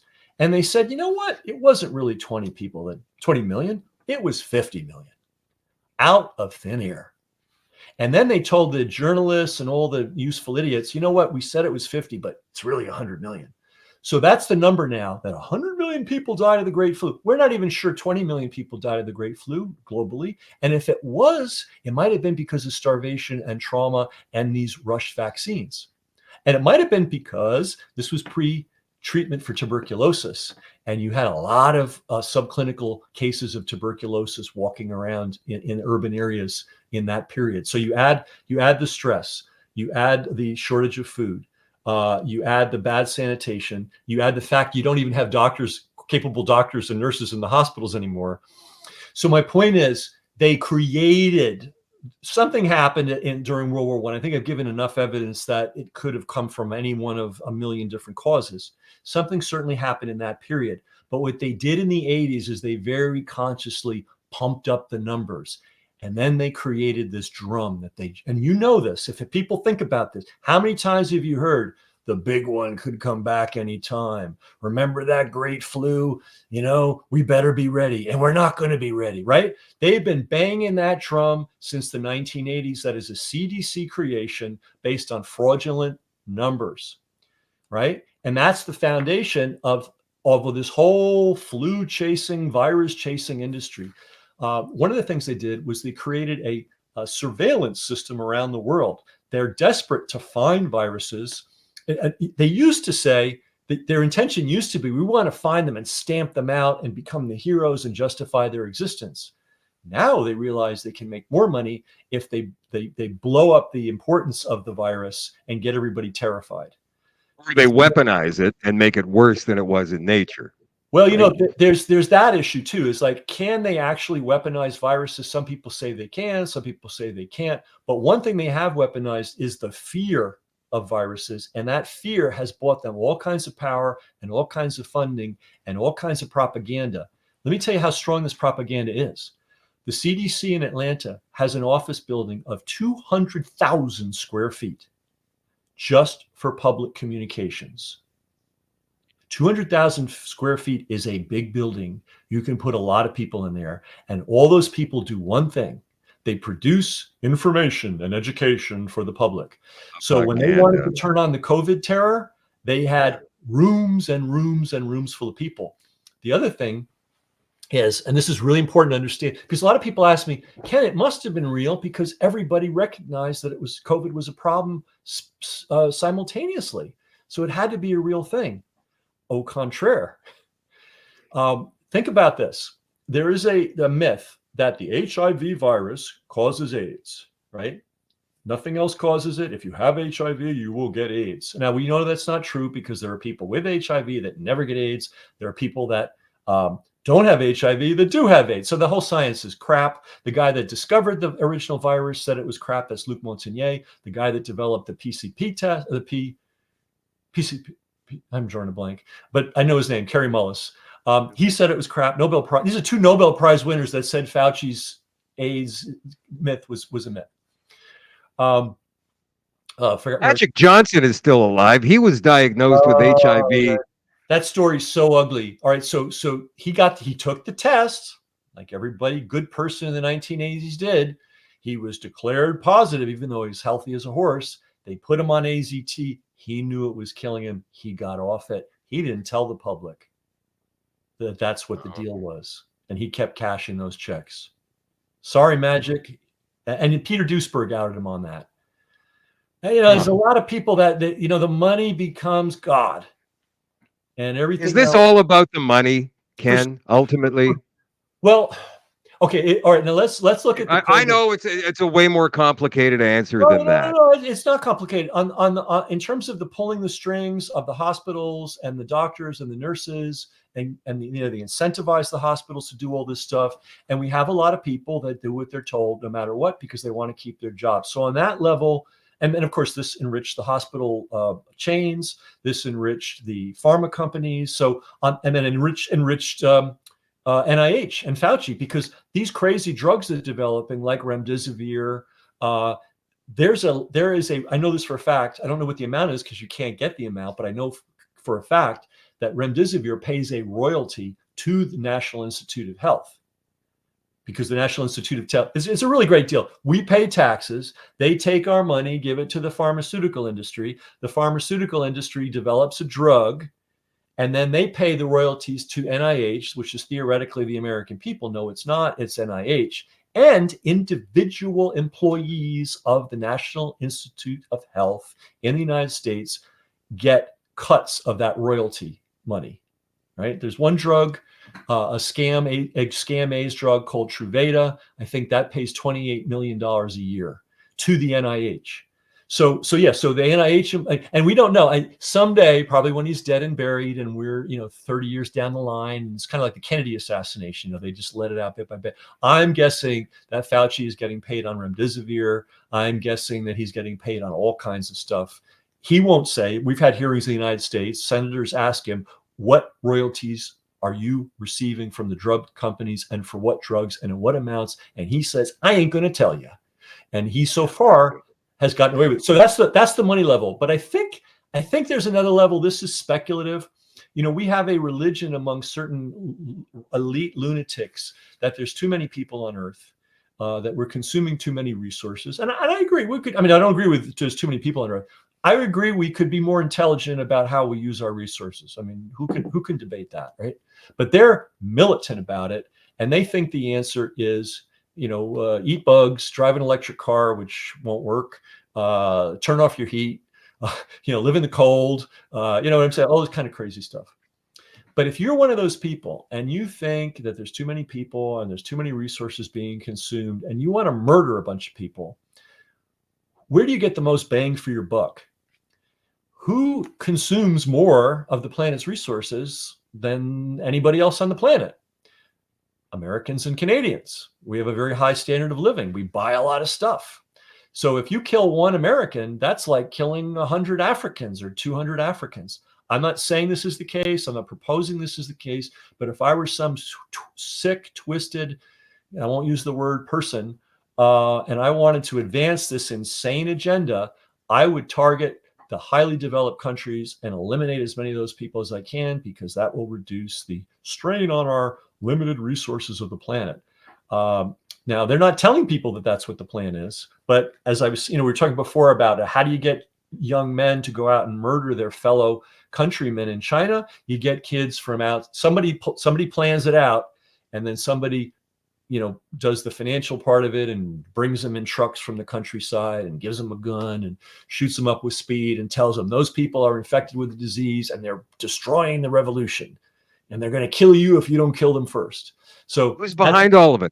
Who's well, you have this cabal. I mean, certainly the World Economic Forum. We there's some interesting stuff I found out. I'd love to write a book about this, but I can only write so many books. Klaus Schwab's father was a straight up Nazi, and one of the things he developed was high precision equipment for the Nazi atomic bomb effort. And they've tried to hide this, and they've tried to obfuscate. Well, he was first. He made manufacturing equipment, and then you dig deeper, and he made super high precision manufacturing equipment whose only function was to build nuclear weapons. And apparently, young Klaus was very helpful in the transfer of nuclear weapons technology to South Africa. South Africa has the bomb as well. Then I don't know what, then he went a different direction, and he became, the leader of peace and freedom in the world. And they have relentlessly corrupted, as he admits. There's that famous quote about, we have infiltrated all the governments and, penetrated the cabinets. Penetrate. I mean, my God, how much clearer does it have to be? And and yet you cannot get an answer from any of these people. What did he mean by that? Oh, that's nothing. They're just a bunch of, you know what they are? They're like the Rotary Club. Those guys. They get together once a year. They drink brandy. They laugh. They bring hookers in, and this is the Third Reich 2.0, in my opinion. All the Fourth Industrial Revolution, Ken. Oh yeah, or the Fourth Reich. Well, I got a video somewhere. I don't know if Paul can find it and send me a link. There is an interview with this guy, Peter Schwartz, a real miscreant. Just to tell, there's so many foot soldiers that are happy to work for Klaus Schwab and work in that environment and do his bidding. So this dude is interviewing Klaus Schwab, and they're in rapture about all kinds of things like controlling the internet and predicting in advance who's going to create a crime and not going to create a crime, and that's going to be the new law enforcement system in our world. And like Minority Report, that movie with Tom Cruise. Do you believe in predictive programming? Well, that's kind of two different issues, right? So one issue is we're going to rather than prosecute people that have committed actual crimes, we're going to trace people who have the statistically, according to AI, I mean that's the new thing, according to AI, are likely to commit crimes, and we're going to go after them first, right? That's one thing. Predictive programming, my understanding of what predictive programming is to tell stories and make movies and hold conferences and do war games and tabletop simulations about certain events and just do them over and over again to the point where people kind of accept, like, yeah, I've seen that before. And then you spring it on them and they're like, oh yeah, this is normal life. That, like the thing that Gates and company did right in November, right before COVID started. I mean, they did the whole scenario, virus out of control, Event closing. 201. And so this new movie that's come out in the last 7 days called Leave the World Behind with Julia Roberts and Ethan Hawke. It's about a complete meltdown of power and the internet, and nothing is working. And then it's an attack from somewhere. I suppose we find out at the end. Produced by Barack and Michelle Obama. Oh man, yeah. And this would be an easy one for them to do. Be very easy. And boy, if the internet went Incredible. down, wow. Wow. I mean, there's so And many. and that's what Klaus Schwab is predicting. He is saying we're going to have an internet shutdown. That's inevitable. It's going to be more destructive than COVID ever could be. Well, what people don't realize is so many things. So we think the internet is you and me getting on and talking and going on websites and sending email back and forth. And that is the internet. But a lot of 911 systems, a lot of, fire departments, a lot of the stuff, a lot of factories, a lot of utility companies that run the power plants, a lot of, chemical and oil refineries that require precision management of their processes. They're all using the internet to run stuff. So if the internet goes down, it's not just going to be, we're not going to miss our favorite podcast. We may have some really serious problems on our hands. Huge. But that's a whole And nother issue. would you mind doing a part two and having another long discussion like this? Because we're coming up on 2 hours now. You've been talking all day. I've been talking all day. We still got a lot of people watching. We could go on for All right, another two let me ask, hours. can I just do a little pitch? Sure. You guys in Canada, you got it. Yeah.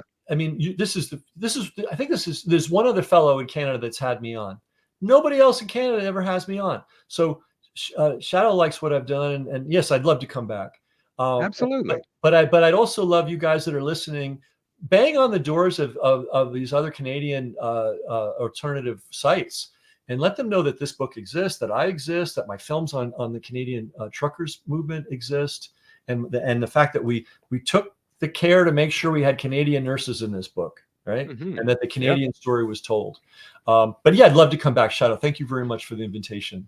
Absolutely. And I'm connected with many other independent media in this country. So I'll absolutely at least ask them to have you on because I'm sure you could do a part two with a couple of buddies of mine following up this show. Just carry on where we I, left off.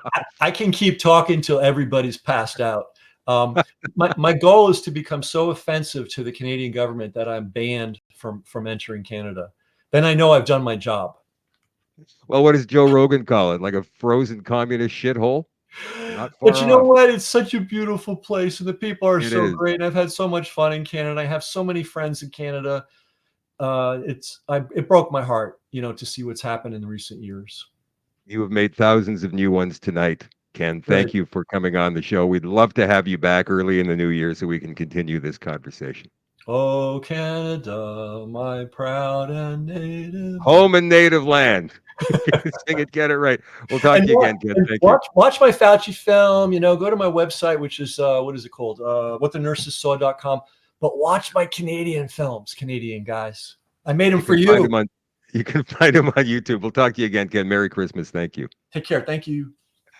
All right. There is Ken McCarthy, the author of this book right here. You know what? He is a colorful character, isn't he? I'd love to have him back. In the meantime, if you guys watch Canadians for Truth with Theo Fleury and Jamie Soleil, maybe you could message them. I can do that as well. And ask them to have Ken on their shows. I'm sure they would love to. He is an entertaining fellow. There's Wayne Peters with What's Up Canada. There's Clyde Do Something. There's who else have we got? Patriots, Smoothie, all kinds of great independent media here in this country who can absolutely help get the word out about this book because it's important that we know as much as we can find out about everything that's going on. And Ken, I think, only scratched the surface of the knowledge that he has tonight. And it was a pleasure having him on.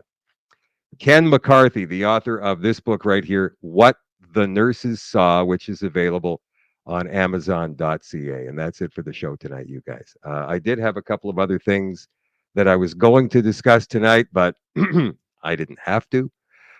Ken joined, better late than never, but he joined. But we'll cover everything tomorrow night. 8 o'clock Central for another Shadow at Night live stream. If you would like to support the show through e-transfer, if you enjoy what we do here and you keep coming back for more every single night at 8 o'clock Central, you can send e-transfers to Shadoe Davis at gmail.com, ShadoeDavis at gmail.com, using the password Shadow, all lowercase. I love you all. I appreciate you all, and I will catch you tomorrow night at 8 o'clock for another Shadow at Night live stream. Bye for now.